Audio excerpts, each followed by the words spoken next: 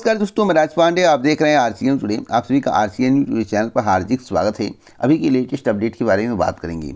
हर एक जानकारी सबसे पहले मैं आप तक पहुंचाने का प्रयास करता हूं, वही जानकारी देता हूं जो पूर्ण सत्य होता है। तो आइए पहली खबर के बारे में जान लेते हैं। पहली खबर कस्तूरबा विद्यालय को लेकर है। कस्तूरबा विद्यालय में जो शिक्षक हैं उनके लिए अच्छी खबर है। कस्तूरबा के शिक्षक कर्मचारियों का वेतन 10% बढ़ा दिया गया है। 1 अप्रैल से लागू होगा। 11,000 कर्मचारी होंगे लाभान्वित। तो अब तक की सबसे बड़ी खबर है, 11,000 कर्मचारियों को लाभ मिलेगा। अब वेतन का अगर जिक्र कर लेते हैं तो वार्डन का जो है पहले 27,500 था, जो कि बढ़कर 30,250 रुपये हो गया है। फुल टाइम शिक्षक का पहले 22,000 रुपये था, जो कि बढ़कर 24,200 रुपये हो गया है।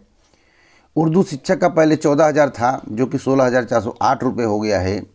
लेखाकार का 1,000 रुपये था, माफ़ी चाहता हूँ 10,000 रुपये था, जो कि बढ़कर 13,673 रुपया हो गया है। तो अब तक की सबसे बड़ी खबर मैं आपको बता रहा हूँ।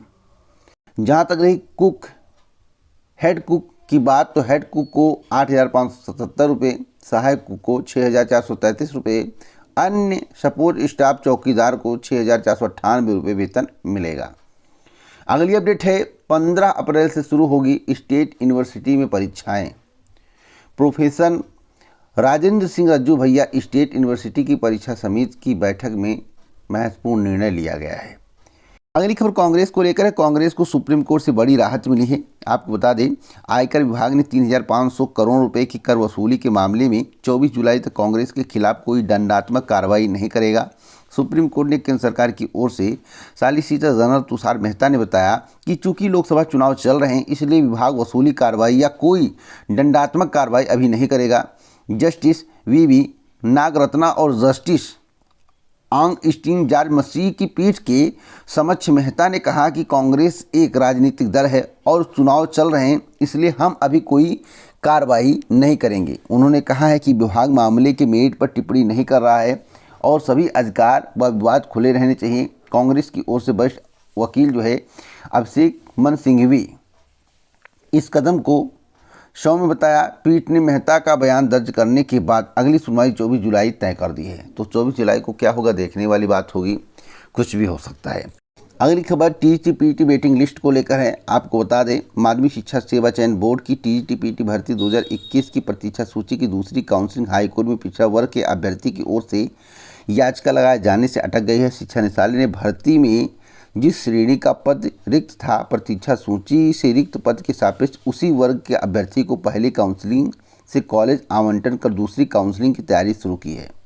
इसके लिए इस भर्ती के रिक्त पदों के विवरण सभी 18 मंडलों से जनपदवार जुटाए गए हैं। उसी बीच प्रतीक्षा सूची से प्रथम काउंसलिंग में समान वर्ग के अभ्यर्थी के समान अंक होने पर आयु के आधार पर मेरिट क्रम में ऊपर होने के बावजूद कॉलेज आवंटन नहीं किए जाने पर अन्य पिछड़ा वर्ग के अभ्यर्थी हाईकोर्ट पहुंच गए। हाईकोर्ट ने आयु के आधार पर मेरिट क्रम में ऊपर के ओबीसी अभ्यर्थियों को समान श्रेणी के रिक्त पदों पर नियुक्ति देने का आदेश दिया है। तो अब तक की सबसे बड़ी खबर है। अब मैं आपको बताना चाहता हूं, कई ने नहीं ग्रहण किया कार्यभार, तो अब तक की यह भी बड़ी खबर है। तो जो कार्यभार ग्रहण नहीं किए हैं, उन रिक्त पदों पर इन अभ्यर्थियों को चयनित किया जाए। एक और बड़ी अपडेट मैं आपको बताना चाहता हूं, समीक्षा अधिकारी, सहायक समीक्षा अधिकारी भर्ती को लेकर और अन्य भर्तियों को लेकर बड़ा बदलाव, बड़ी तैयारी। आपको बता दें कि उत्तर प्रदेश लोक सेवा आयोग से होने वाली परीक्षाएं अब वित्तविहीन विद्यालयों में नहीं कराई जाएंगी। आयोग की परीक्षाओं के लिए राजकीय और एडेड विद्यालयों को ही केंद्र बनाया जाएगा। यह कम पड़ेंगे तो विश्वविद्यालयों, महाविद्यालयों या तकनीकी कॉलेजों में केंद्र बनाए जाएंगे। पेपर लीक होने से रोकने के लिए ऐसे बदलाव किए जा रहे हैं। इसके अलावा कई अन्य उपाय भी किए जाएंगे जिससे पेपर लीक की घटना पर लगाम लग सके। मैं आपको बताना चाहता हूं, सीसीटीवी कैमरे लगाए जाएंगे, लाइव स्ट्रीमिंग की जाएगी, जिससे यह पता चल सके कि कहां किस तरह की व्यवस्थाएं चल रही हैं। आपको बताना चाहता हूं कि इसलिए आगे से इनको केंद्र नहीं बनाया जाएगा। केंद्र बनाने के लिए आयोग की ओर से आने वाले दिनों में नई गाइडलाइंस जारी की जाएगी। सभी केंद्र सरकारी या एडेड विद्यालयों में होंगे। केंद्रों की दूरी जिला मुख्यालय से 15 किलोमीटर की परिधि में होगी।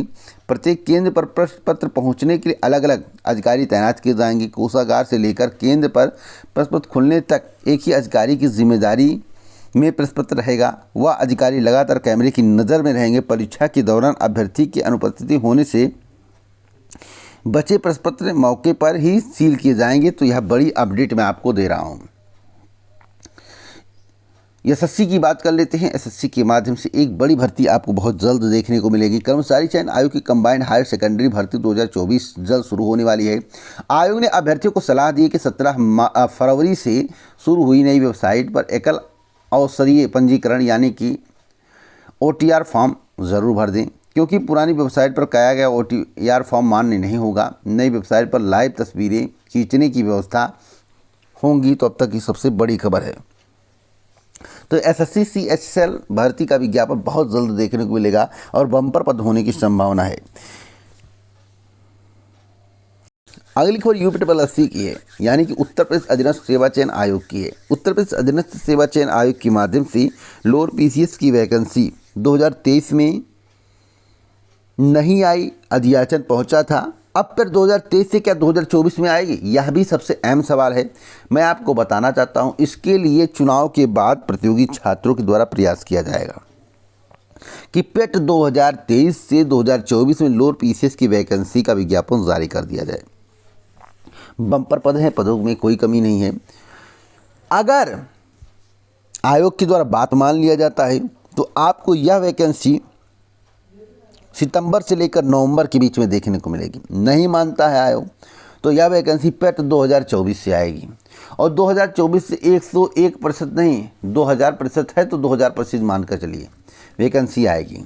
तो लोअर PCS में काफ़ी पद हैं। अधियाचन बहुत पहले UPSSC को प्राप्त है, तब भी UPSSC के माध्यम से इस भर्ती का विज्ञापन जारी नहीं किया जा रहा है। तो सभी लोग परेशान मत होइए, तैयारी करिए। 2 महीने बाद हो या 4 महीने बाद हो, लेकिन अधिकतम 25 से ज़्यादा आपको वेट नहीं करना पड़ेगा। तो आप अपनी तैयारी करते रहें और इस वीडियो को शेयर करते रहें और आप हमसे जुड़ते रहें। आपने इस चैनल को सब्सक्राइब कर लिया, इसलिए आपको दिल से धन्यवाद।